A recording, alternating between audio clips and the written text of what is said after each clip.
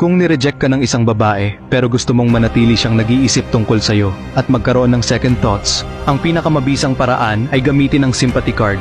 Gawing maawa siya sa ginawa niyang pagtanggi. Halimbawa, pwede mong sabihin, "Sa totoo lang, akala ko may gusto ka rin sa akin. Yung atensyon at pag-aalaga mo sa akin, parang may ibig sabihin. Pero siguro nagkamali lang ako ng intindi at ayos lang naman yun ngayon." Dahil dito, magigising ang guilt niya. Pero hindi mo dito tatapusin. Ang susunod na hakbang ay gamitin ang takot na mawala ka. Yung fear na tuluyan kang lalayo. Pwede mong sabihin, "Sa totoo lang, hindi rin ako sigurado sa nararamdaman ko dati.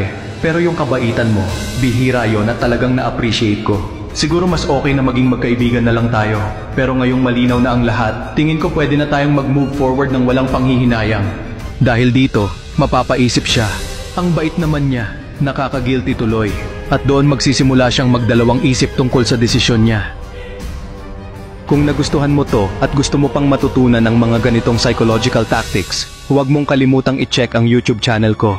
May mas malalim pa akong mga breakdown doon na siguradong makakatulong sa'yo. Kaya kung gusto mong magkaroon ng edge sa social dynamics at relationships, mag-subscribe ka na. Ang link ay nasa bio.